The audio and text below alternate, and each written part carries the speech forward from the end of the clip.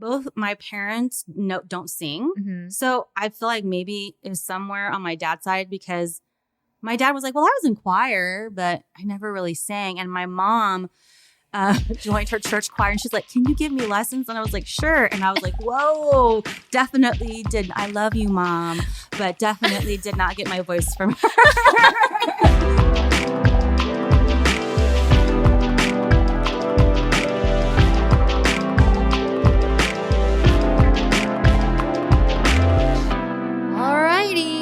Hello, listeners of B-Side. Today we have Cristina K with us today. Hi, Cristina. Hey, hello.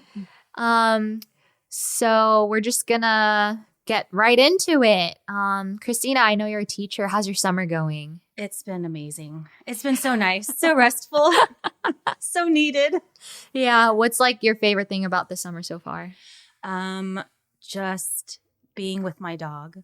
Oh, and yeah. playing with my fur baby because, Mhm. you know, I have 3 kids and they're all pretty much grown, Uh-huh.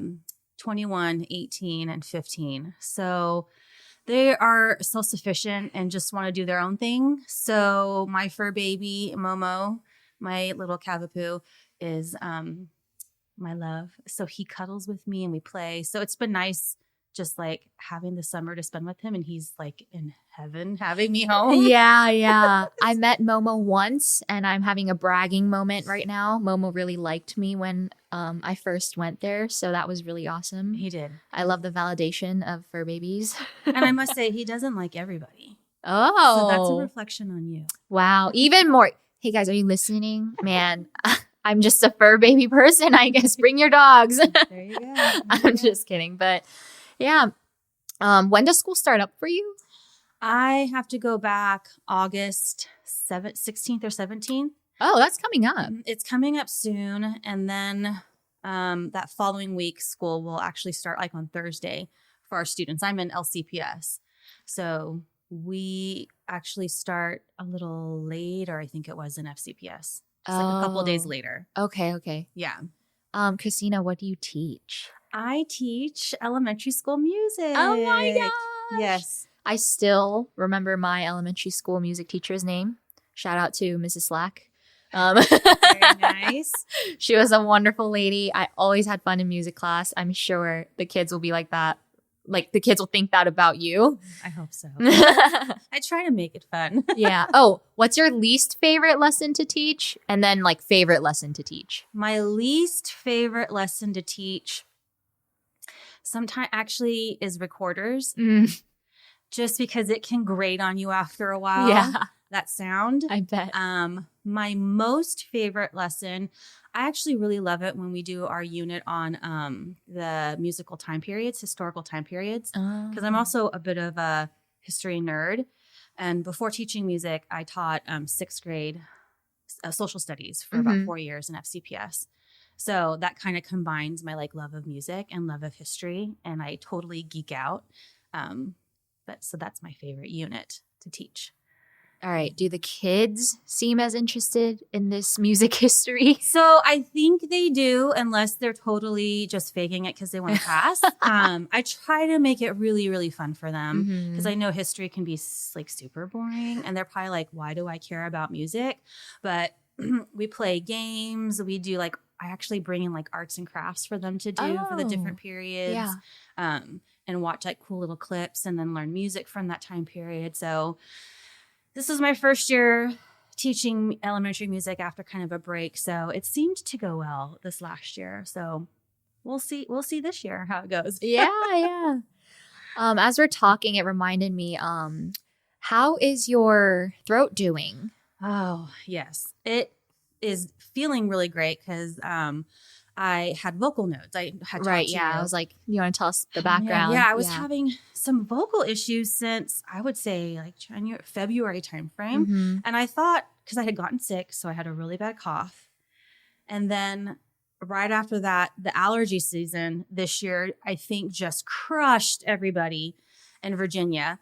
So then that I was having issues. So I was just I was in a constant state of pain, like this dull pain. Yeah. And then it just sort of increased where when I would talk or sing, it felt like a tear, like this like excruciating tear pain.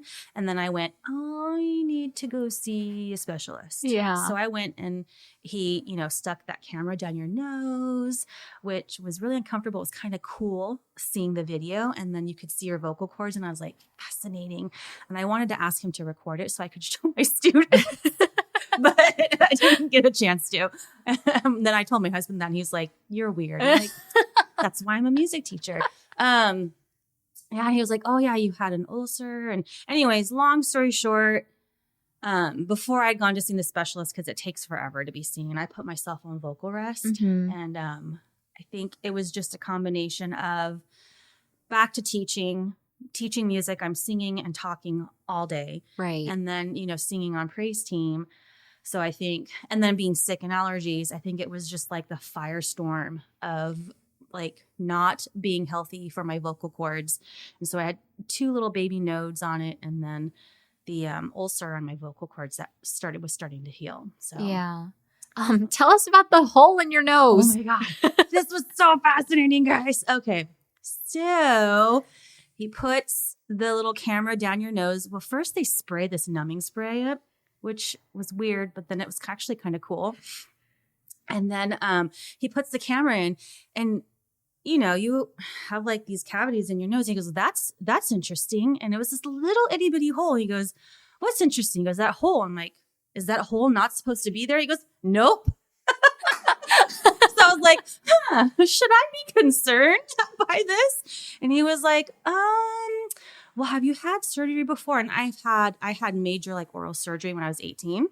So he goes, it could be from that. If you haven't had any major issues, I wouldn't be too concerned right now. So I was like, all right. And then I found out I had a deviated septum. So that was what I was actually the most fascinated with. I immediately like called my husband. I was like, I've got a hole in my nose. My husband's like, yeah, we have 2. Everybody has 2 holes in their nose. I'm like, no, I got an extra one. He was just like, who did I marry?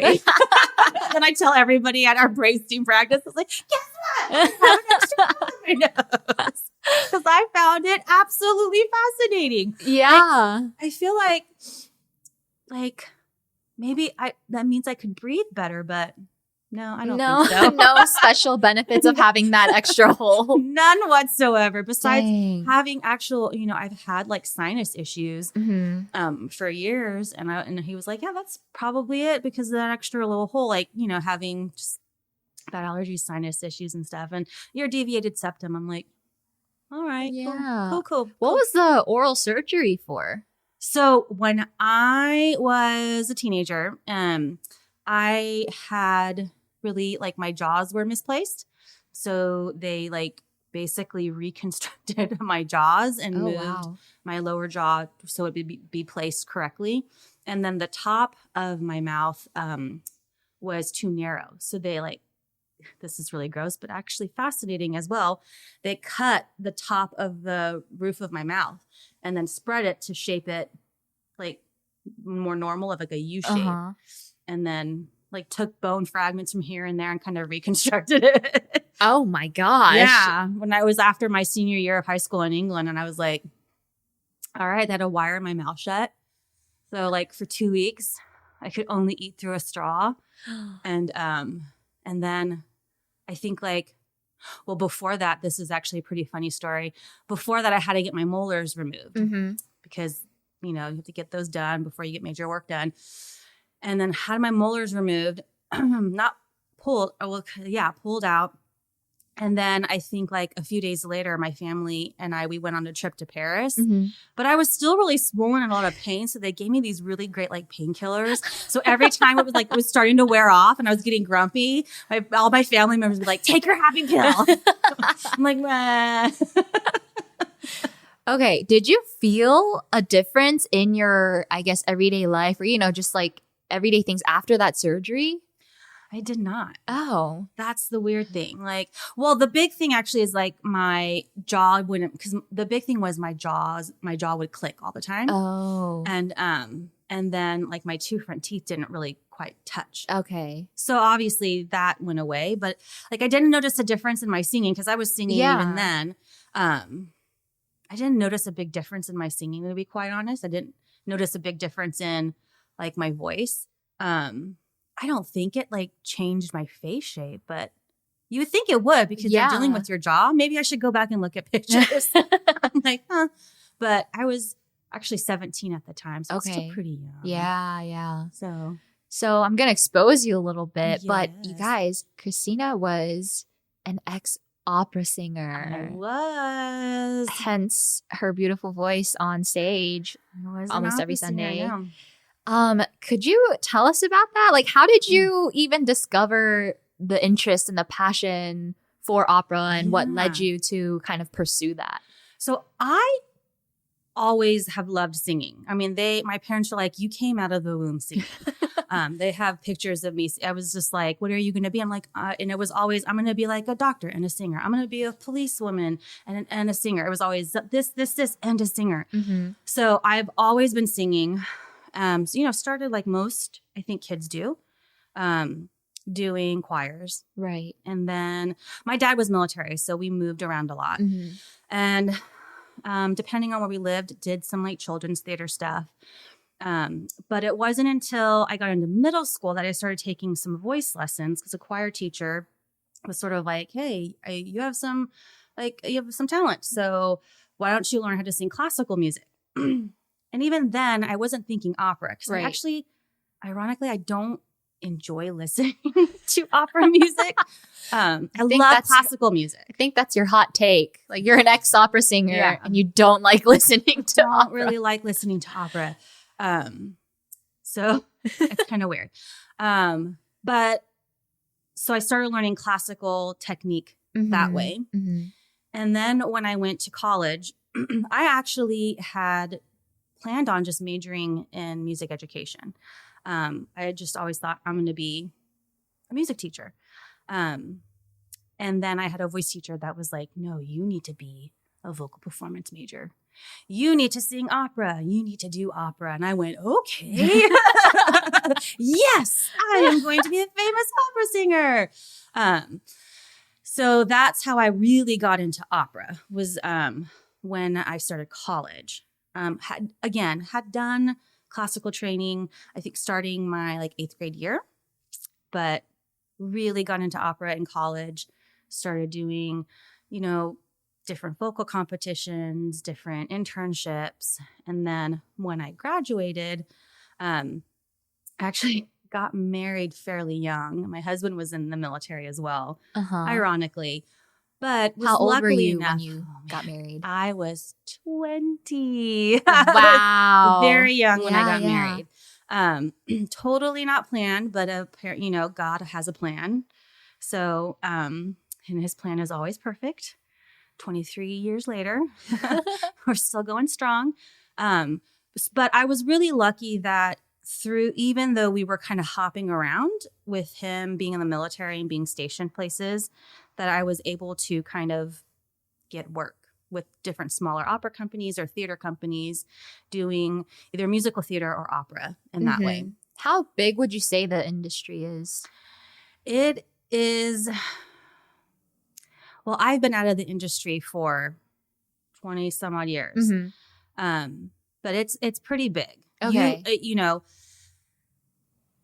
You can scrape by and make a living doing little opera companies here and there, regional opera companies, which is what I did. And who knows, had I kept going, maybe I could have gone to a bigger opera house, but that was not my path, and that was okay. But the opera world, I think, has changed from when I started, is probably very, very different. So when I had started out, especially in college, it was you either did musical theater or you did opera, and you did not intermix the two. I see. Yeah. So I was that oddball that was like, I'm going to do both musical theater and opera. And people were like, what? Huh? But I loved both. I always had loved Broadway musical theater. Actually, it was sort of like I loved listening to musical theater. Phantom of the Opera, Les Mis, Oklahoma, all those. Yes. That was my thing. I would have rather listened to that than listen to opera. Yeah. So, and even now, there are some vocalists that I enjoy listening to, but just sitting and listening to like a full opera is not something that I would really do, to be quite honest. Yeah. So, yeah. What are some like memorable experiences that you have from your time like performing on stage or like being in those productions? Yeah. My most memorable would be when I had my two older ones, Colin and Kira, when they were just little, taking them with me to rehearsals and having them with me. Yeah. And because my husband was either deployed or he was CDY because he was in the Air Force, he was a fighter pilot. So, you know, I couldn't be like, hey, you need to watch the kids, because he's like, I'm on a plane, you know? So having them with me was just like the greatest memories. And for me, like if I, for example, I worked had a contract, a 6-month contract for a small little opera company in the Pacific Northwest in Seattle. And so I took my 2 kids with me. We were stationed in Germany at the time. Oh, wow. So I packed up. Luckily, my family lives in the area. Packed up my 2 kids and was like, see ya to my husband. Yeah, like, bye. And everybody, you know, there in the squadron, they're like, what is she doing? What is, huh? And we'd like, see ya, I'll be back in like 6 or 7 months. And, you know, I was really blessed that he was really supportive of that. And so those were really good memories. One really funny memory I had before then, when we were stationed in South Carolina, and we lived in this small little podunk town, but I was about 45 minutes away from Columbia, which was like the big quote unquote city in South Carolina. And where I was doing a show, and I had daycare, but for whatever reason, I can't remember now. It's been so long. Yeah. My daycare couldn't take him. It was during the show. Oh my gosh. And so I had to, but I had great backstage hands, and all like the chorus girls loved my son Colin, so they would like take him. But at one point he was just really fussy, so I literally just baby Bjorned him. And this particular scene, it was like Victoria, England. So I had like a cape. So I remember doing that one scene in this act with my son in the baby Bjorn, like passed out with the cape over him and just being like, don't wake up, don't wake up, don't wake up. Did they allow that, or did you like just sneak that? Like, how did you pull that off? They allowed it. I mean, I had really great directors and that were like, you know, and stage-hands. And like I said, like my one stage-hand, luckily Colin loved him. And so, you know, I'd be like, la, la, la, la, la, sing. And then I'd run off. And if I had, you know, a little bit of a break, he'd be like, here. And I'd be like, okay, gotta feed him. Yeah. Oh my gosh. I was going to ask you how you balanced working kids, but I guess this is how you did it. It was pretty crazy, but you know, obviously I didn't stick with it. It just turned out after I had my daughter and that last one in Seattle, that opera company, that 6-month stint, when I went home, you know, I had to really pray about, is this the path that I'm supposed to be? Because I am a married woman. I have 2 kids. And I just spent the last 6 to 7 months away from my husband. Right. My kids are away from their dad. Is this really worth like kind of separating our family for this? And prayed about it a lot, had a lot of conversations with my husband, and ultimately, no. I was like, this is not what I meant to do. God put it on my heart. That's not the path you're meant to be.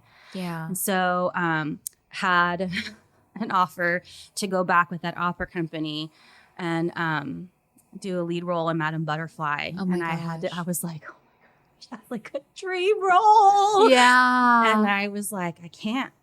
And that was it. That was when I knew I'm done.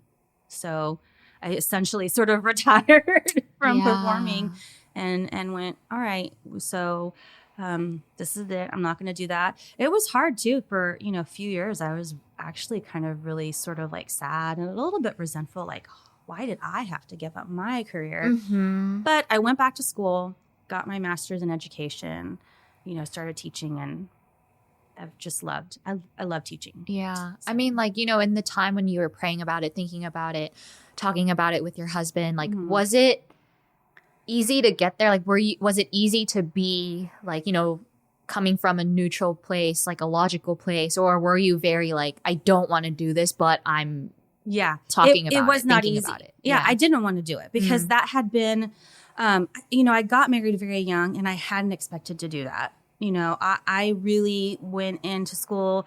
Actually, when I met my husband, I was actually getting ready to transfer to NYU. Like I had this path. Wow. And I always told my sister, I'm going to be the cool aunt and I'm going to be the performer aunt. I'm not going to get married. I'm not going to have kids. And so, again, God has other plans and I don't regret it now. But at the time, I had been working really hard for this goal. And this goal was to be a professional opera singer. This goal was to, not do these little recitals, little regional theaters and get to a big major opera company, which that was going to be the next step of working with the Seattle Opera. And you kind of finally get there and you see it and then you have to go, maybe no. Yeah. When you kind of see it within your reach. Yeah. So it was not easy. I was really bitter. I was really kind of angry. But even with that, I knew what God was telling me. And I was like, but I don't want to, God. Yeah. It literally was this debate like, I don't want to. But you're telling me that you're putting it on my heart that I need to, So it was hard. I felt very torn. I felt very torn in two, When you made that decision to say no to the offer, though, did you ever think about going back? Or like, you're like, oh, maybe I can go back after a certain period of time. I toyed with that. And and my husband, was so great, was saying, you can always go back. You can always go back.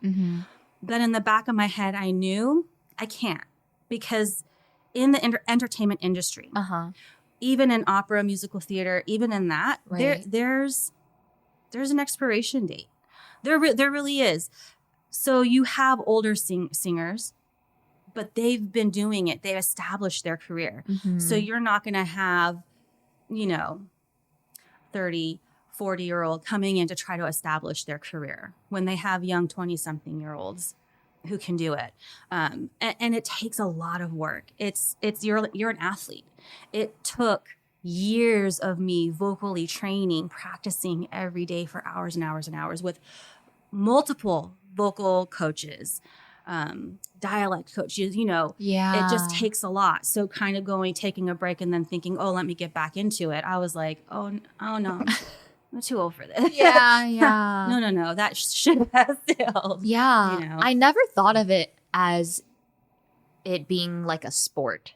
But when you put it that way, like that makes so much sense for me, like in my head. Yeah. So when people hear that nowadays, like, oh, you were an opera singer, sing opera. I'm like, I can't. Yeah. I was an opera singer.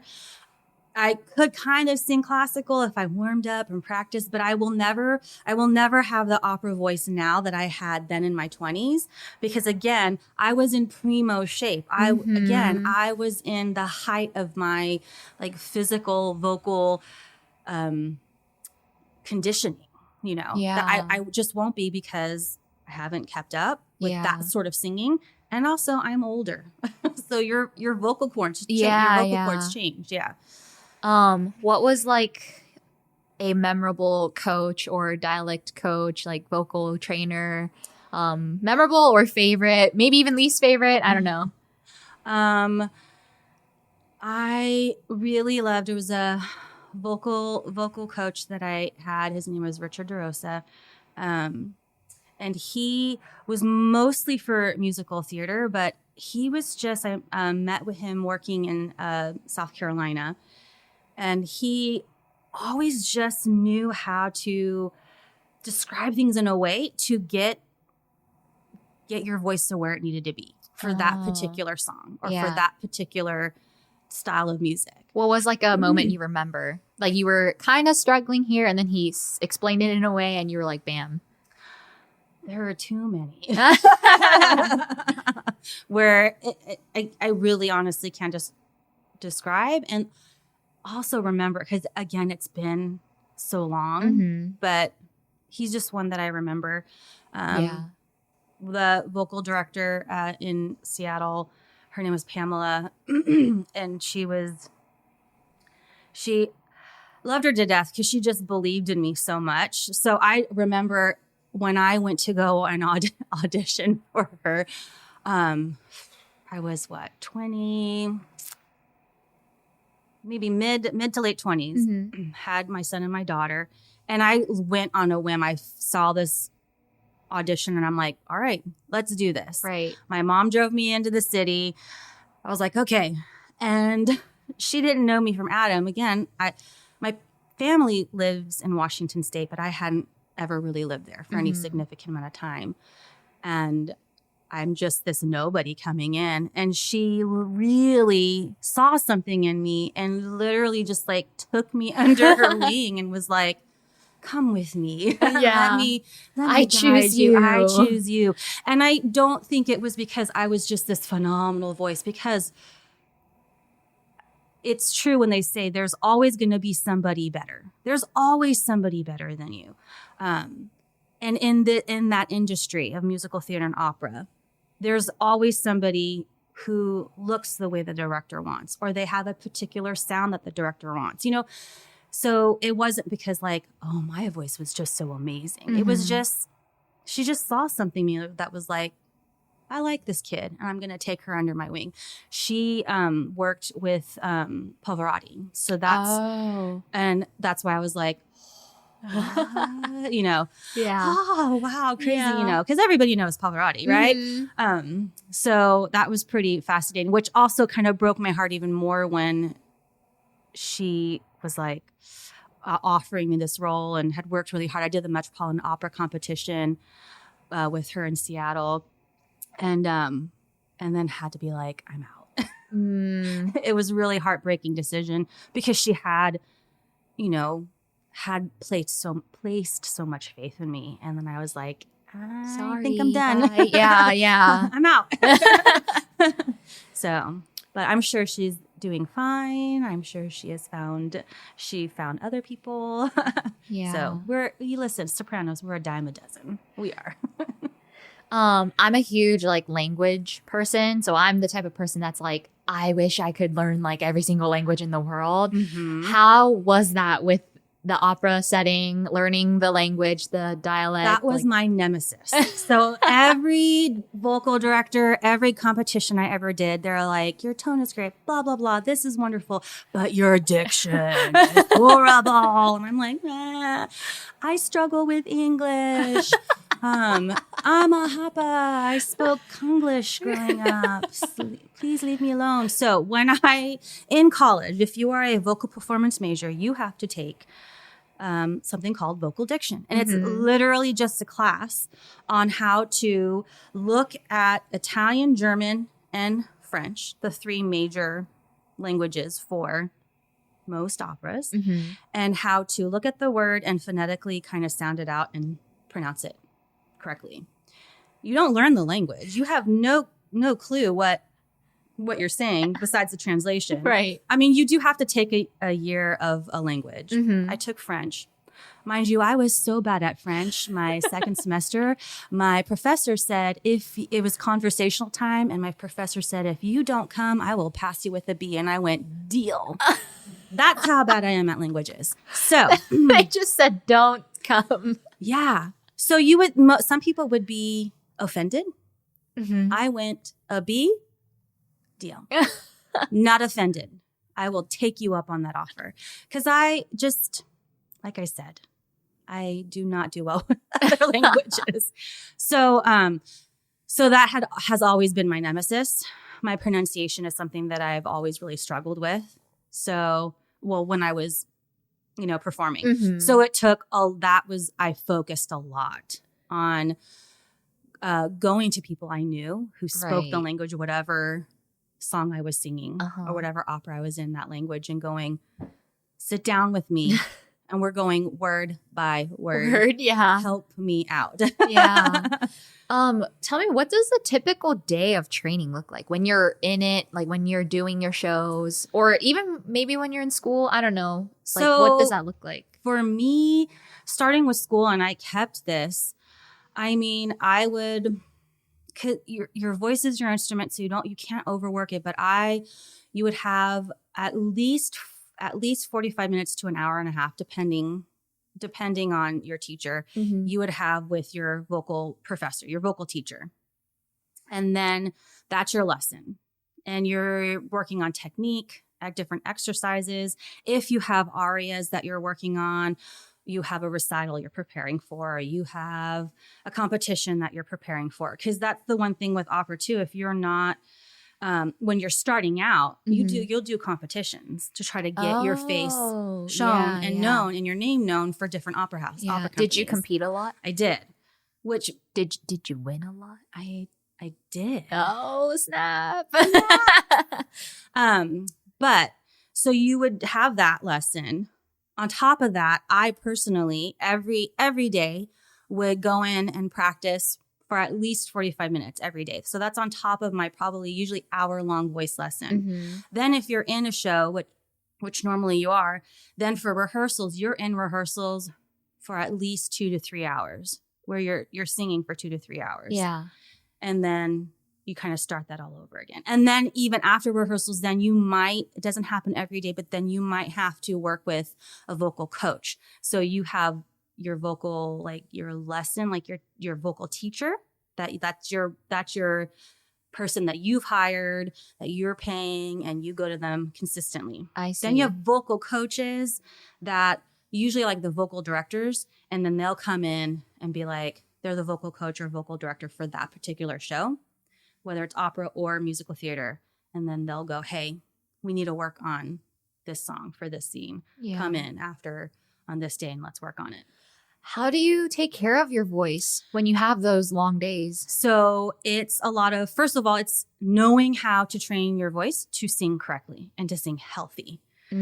So that was probably the best training I could have ever gotten in college, was learning how to use my voice correctly. So, and then it's a lot of drinking hot tea with honey and lemon and just not talking. So being a teacher was not conducive. Look, I was not teaching when I was performing. So it was a lot of my husband talking at me and I'm like, silence. I'm not, vocal rest. Were you normally someone who would get nervous in front of crowds or at competitions or for shows in front of professors when you're getting graded or something? Or I did. I would get nervous a lot. And that I think went away with time. That's the only thing that helped me, was just kind of singing in public, doing more recitals, doing more competitions, singing just for as many different people, vocal coaches, whatever, as I could. Yeah. And getting comfortable with that. Like the experience. The experience was the only thing. Exposing yourself. That would help me. Yeah. But I remember when I first started out, I would shake. Actually, one competition I did. So normally you would wear a floor length skirt. This time I wore like down to my knee. And I learned why my vocal teacher said, always wear floor length. I was doing this competition. I was singing this really high song. But I guess when I get nervous, I like clench my hands and I had clenched the side of my dress. And every time I went to sing a high note, I would kind of like lift. And, like my vocal teacher and some other students from the School of Music, they were there and they would make a face. And in my head, I'm like, I am killing it. Oh my gosh. They're like making these faces like, wow. Because that was their face. Their eyes would widen. I'm like, oh my gosh, I'm amazing in my head. And afterwards, my vocal teacher comes up to me and she was like, her name is Dr. Jeannie Ornelas. And she goes, did you know that every time you sang a high note, you hiked up your skirt?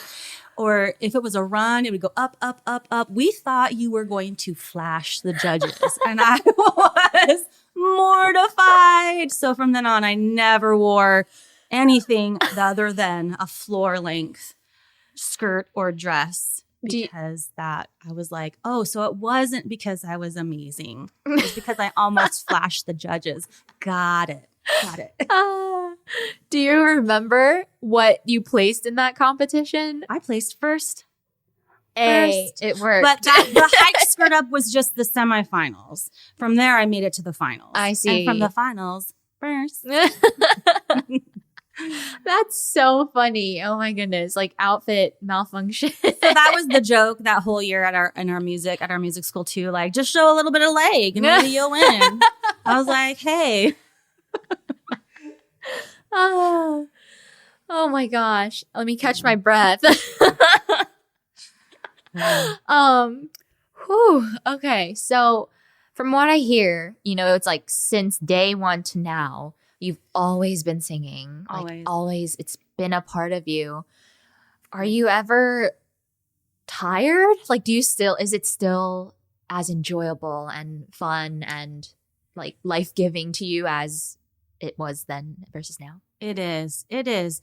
So, for me, like, again, when I made the decision to stop performing professionally, I was like, oh, what now?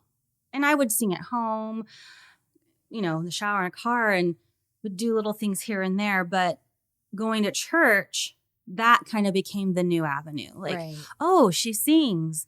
You want to join praise team? Yeah. And so in that sense, it still brings me absolute joy. I'm not doing, musical theater or opera music. Mostly when I sing now, obviously it's, praise music, which anytime I'm singing, regardless of what the style of music is, it just makes me happy. Yeah. I've told the praise team, like, it's my happy place. It's when I feel most like myself. It's when I feel the most connected to God. It's how I feel like I can communicate to the Lord. More so, some people, when they pray, right? They are just passionate prayers and they feel so connected. Not that I don't pray. I pray, I try to pray every day. Not all the time, and to be honest. But for me, that absolute connection is when I'm singing. And it doesn't have to be on stage. Whether I'm singing in my little music room, whether I'm singing in the car, whether I'm singing in the shower, it doesn't have to be I'm performing for people.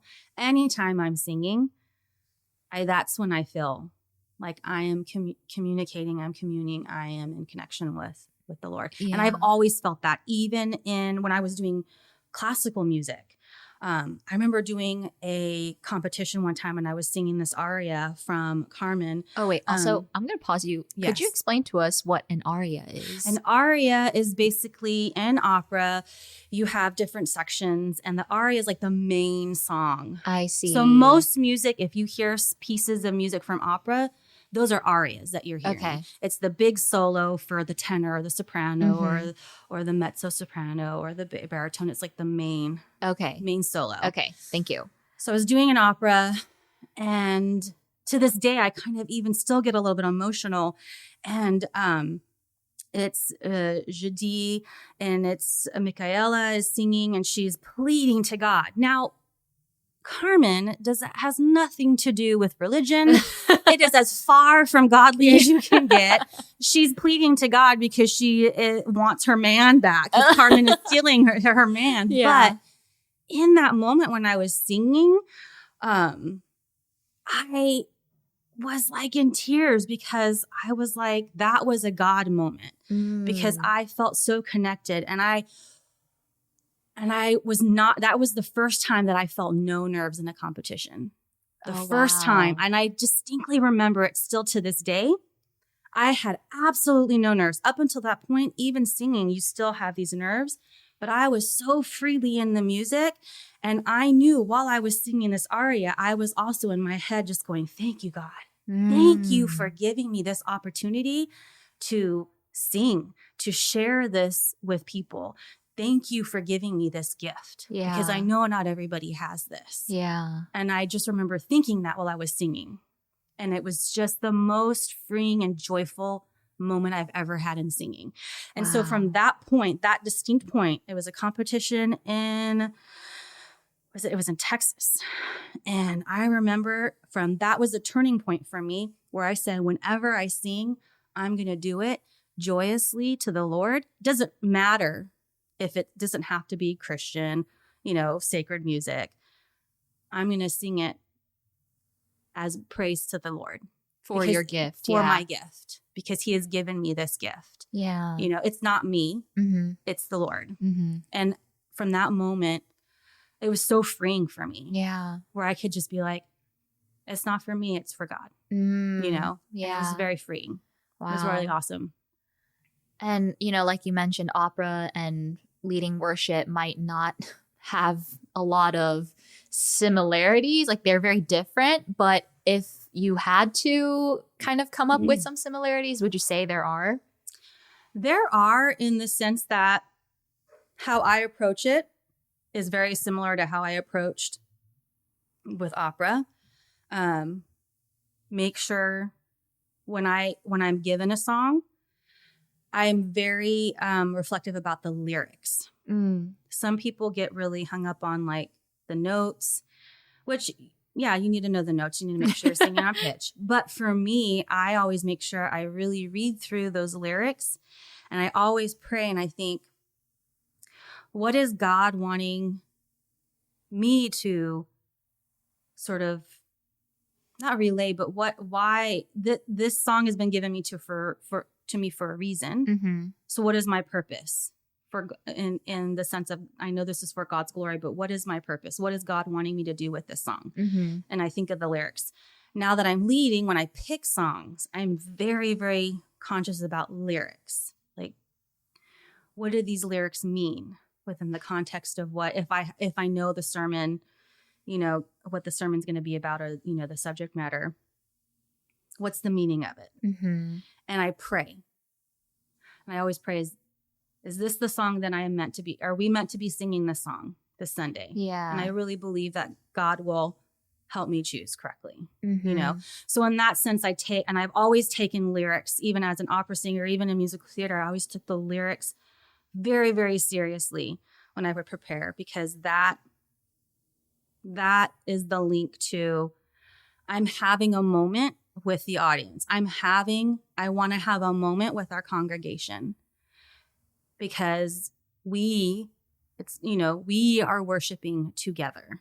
You're not just listening to me. And that's the difference with opera. In opera, they're just listening. It's like a show, It's a show. And you want them to feel something. Right. But the cool thing about praise is that you're singing it together. So how can we have that moment together of singing this song of praise in praise of the Lord, you know? Yeah. Which is really special. Yeah. Yeah. And I think like another difference is maybe like in your aria, sometimes you don't know the meaning if you don't have the translation. Yeah. Right. But in praise, it's like you have to focus on the lyrics, or, you know, it's very important to, because it's just, it's worship. Yeah. And so, yeah, I really agree with you. And I resonate with being like really into lyrics.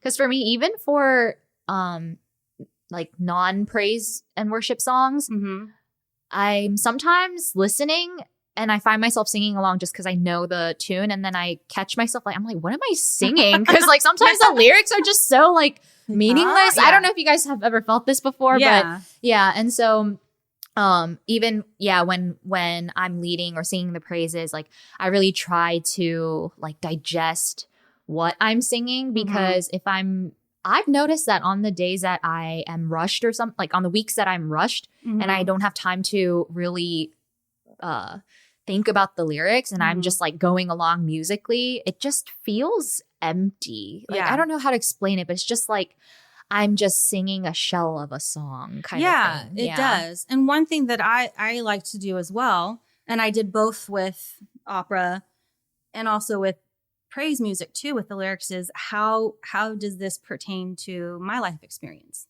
How does it pertain to what I know within the reality of what I've experienced in life? Yeah. You know, and I really try to reflect on that. Yeah. So there are some songs that you go, oh, I really connect to this song because it reminds me of something in my life. But there are also songs you're like, no, can't relate.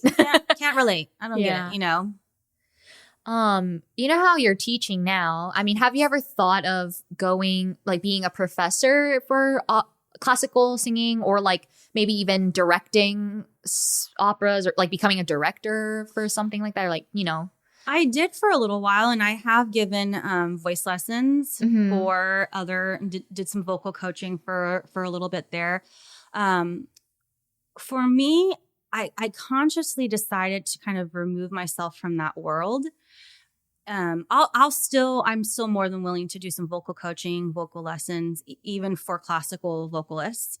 But directing, in that sense, I decided not to, because I'm kind of still in that kind of world. And what I've learned for me is that performing world is very toxic, to say the least. Spill the tea. Tell us how so. It's toxic because, first of all, a lot of people in that world, music, and I'm going to say I clump in opera and musical theater. I actually have a lot more, ironically, experience in sort of musical theater. It's very, for the lack of better word, sinful in the sense you don't have a lot of people that are believers, number one. So they don't have that same sense of priorities, right? And for me, I found it fosters, and again, it could be different because I've been out of this world for a while, but for me, it was just a smarmy, you always were, it's that want me, like me, love me. Oh, yeah. Do you want me to be skinnier? I'll lose 10 more pounds. You want me to have long hair? I'll put extensions in. It was always that. Right. I need to have I can have blue eyes. I'll get contact lenses. Oh, I can cut my hair. Or I can be a blonde. I can be a brunette. It was in that sense of constantly wanting to have somebody validate you in that weird way. And have to fit into that mold that's given to you rather than being like, this is me. Yeah. And that wasn't healthy. I found for me, it was not a healthy environment for me to be in. I found ultimately it just wasn't people that I wanted as I got older and I kind of matured and grew in my faith. That just wasn't an environment that I really wanted to be in anymore. Not that I love my theater people. I love my opera. I love my musicies. That's what my husband still calls me. You're a musicie. Still love them. I'm not saying they're like degenerate, sinful. Not at all. It's just at that time in my life, I just needed to get off of that train of why. And then you feel like, why not me? Why didn't they pick me? Why wasn't I good enough? Why, it was this constant cycle of rejection. Oh, I got it. This is it. The next one, rejection. Yeah. I got, it's really hard. Unstable for your mental and emotional well-being. Yeah. And so again, maybe and I think God knew that was not, if I had stayed in that world, I think God knew that the person that I am I wear my heart on my sleeve. I'm very emotional. I try to act like I'm, very tough, but inside I'm I'm mush, and I don't want to upset people. And I think he knew, if you continue down this road, you could potentially become a person that you don't want to be. Yeah. Yeah. And just having oogie experiences with auditions with just oogie male directors where you're like, I don't want to be in this environment where I had this swarmy director who was like, for a short film actually. And he was like, okay, well, I think you'd be great for the lead, but there's a kissing scene. So I think you need to kiss me so I can see how you do. And I was like, no. And literally it was like, I don't think I'm right for this then. And walked out. And I had already been married for a year to my husband. Oh man. And I was like, ew. Yeah, that's not the world I want to be in. And it's a lot of that, like, hey, why don't you meet me here and we can talk about this role? No. Yeah. Like, where is here? Where is here? Well, here would be like at a hotel. Yeah. Or let's go have a drink or, and I'm like, no. Yeah. So that's a world that I'm like, I'm a wife now. I'm a mom now. Yeah. Do I still want to be having these encounters? Yeah. And having this be sort of like my reality for a daily life and a career? No. Did you share those things with your husband or your mom or, like family? Like, no, not really. It wasn't until years later after I kind of got out of it that I started was telling the story, and Don was like, huh? Oh, wow. Yeah. And he was like, I was like, oh yeah. Oh yeah. But I forgot to mention that. I know. But he's not the type that would have been like, oh my God. He knew that he was like, yeah, he said no, right? I'm like, yeah, obviously. I walked out and didn't get the role. Didn't get the part. Because I was like, no, thank you. Yeah. So, that just, was not for me. Yeah. Is your husband a good singer? He actually is. Ooh. But he doesn't really, he'll like kind of bust out and be like, he's joking. And I'm like, that's actually really good. Yeah. And he's like, no. But he actually does have a sweet little voice. Okay. Amongst your family, who do you think is like the best singer? Or maybe where did you get your musicality from? So I don't know, because both my parents don't sing. Mm-hmm. So I feel like maybe it was somewhere on my dad's side, because my dad was like, well, I was in choir, but I never really sang. And my mom joined her church choir, and she's like, can you give me lessons? And I was like, sure. And I was like, whoa, definitely didn't. I love you, Mom, but definitely did not get my voice from her. And she'll be the first one to admit that as well. So I'm thinking maybe on my dad's side somewhere, but he was a foster child. So don't really know like his family background that much. Okay. So I'm going to assume maybe somewhere on that side. Yeah. Amongst your 3 kids, I mean, we've heard Kira sing. Yeah. But our Colin and Chloe. Yeah. Oh my gosh, I'm so sorry. No, Chloe. Okay. I forget their names all the time too. I keep calling them Momo, and they're like, seriously? Like Chloe, if you're listening, I'm sorry, I didn't mean it. But but are they singers? So Kira and Chloe they really love to sing. Colin is actually an instrumentalist. Oh. He not really so much anymore. He, starting in 6th grade, started playing the double bass. Oh. And he's musically gifted in the sense that he could listen to something and then play it. Oh, wow. And he plays well and would hardly practice. And I would just be like, just imagine how much better you would be if you'd practice more. The classic mom. I would think it. I would say it a couple times, and then I would see him getting angry, and then I'd be like, okay, shut up. If there was anyone that I thought could pursue professionally, I thought it would be him. I thought maybe he could be in an orchestra, but that wasn't for him. He didn't want to do that. So I was like, I'm not going to push it. Kira and Chloe like to sing for fun, but they've never really shown interest of like, oh, I really want to pursue this.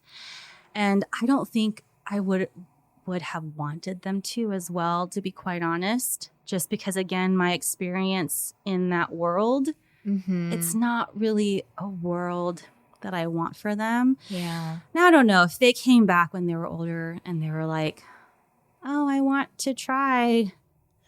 I don't know. That would be an interesting conversation. But they've heard my stories now that they're older. Yeah. And they're like, oh, okay, I don't want that. They like other things. Your husband would react if they were like, oh, I want to try this. He'd be like, no. You're going to major in like something STEM? No. But then they'd be older and I'd be like, you don't really have a say once they're, 18 or out of, college or whatever. So it's just hoping that they will take what you have to say, like listen to what you have to say. Yeah. Well, let's say like after this podcast, some youngin approaches you and they're like, I'm actually really interested in this field. Like, what is a piece of advice you would give to them? The piece of advice that I would give to them is to stay true to who you are and don't compromise your moral compass for a role or for a job. And that might mean there are going to be a lot of jobs you don't get or a lot of roles you don't get. But then that it wasn't meant to be. Stay the course. Don't sacrifice who you are. If they're believers, Christians, don't sacrifice your Christianity, your belief, your faith for promises of stardom. Because really, in reality, only a very small percent of people actually make it to be, famous, famous Broadway stars or opera stars. It's like 1% of, high school and college athletes will actually make it to NFL. It's the same thing. Yeah. But only a very small percent will go on to be the, Christian Chenoweths or the Leah Michelles or, the other. This is how much I don't know opera that much anymore. But the Luciana Pavarottis and all that. It's a very small percentage. You can eke out a decent living, but nowadays in this economy, it's going to be hard. So be prepared for it to be hard. But if that's what you feel like God is leading you down that path, give it a try. But stay the course of who you are, your faith, and what you know is right and wrong. Yeah. And, I feel like that can honestly apply for anyone and anything in terms of career, right? Mm-hmm. Because there's plenty of, it's just different types of, I guess, lack of a better word, temptations that come your way in careers as a Christian, like in life as a Christian. So that's, I think, it's solid, awesome advice. Like, I'm going to think of that for myself a lot too. Yeah. And so wrapping ourselves up, time has flown by. Yes. We would like to ask the classic question of who in CCPC would you say has influenced your spiritual walk? Oh, that's a good question. Who has influenced my spiritual walk? Well, I mean, at the risk of sounding corny or it being like a typical, but Palby, Pastor Albert, has been a huge, what's the word I'm looking for? Influence on my walk, on sort of kind of bridging my faith with praise and how that kind of works. He's like, when I see his graciousness and his kindness and how he's always just so upbeat, and I see how people like kind of like gravitate toward him, and he's just always so like centered in his faith. I was like, wow, I kind of want to be like that. I was like, that's pretty awesome. And another one, and I probably haven't told her this, and I probably should, is Wagan. She is just this. I met her. I've always known her kind of throughout the church, but I really kind of got to know her a little bit better when I was on the missions team, the short-term missions team last year, which I didn't get to go. I'm so sad. I'm on the team with her this year. Yay. And so like I'm getting to know her more and more as the weeks go by. And her just like, hey, come to this prayer meeting that I'm having, or just like, this woman has just such an amazing, steadfast faith that I'm like, I am in awe of how it's just never, it seems, I mean, nobody knows, everybody I think has moments, but it just always seems so steadfast. And I love her passion for prayer, because I actually am really, really bad at prayer and setting aside time to like just sit and pray. I think part of that could be my ADD, just sitting like quietly. And I find myself praying like when I'm in the car, when I'm doing the dishes. I have to almost like feel like I'm doing something else, like some mindless task that is tangible, and then you can get your brain to focus on the prayer. Yes, but just sitting in a quiet room and like closing my eyes and trying to pray is I find it very hard to focus, because then my mind starts pinging. Yeah, in different directions. But she inspires me to like kind of really be better about my prayer. Yeah. And devoting more time to that. I would definitely agree with that. Yeah. I've seen it even before I was getting to know her. And so these past few weeks being on the team with her, I'm excited to see what's to come and get closer with everyone there too. Mm-hmm. Well, folks, that's a wrap. Thank you so much, Cristina, for joining us. It was awesome to hear about your opera experiences. Yay. And I had such a great time. It was amazing. Thank you so much. And we'll see everyone on Sunday. Thank you.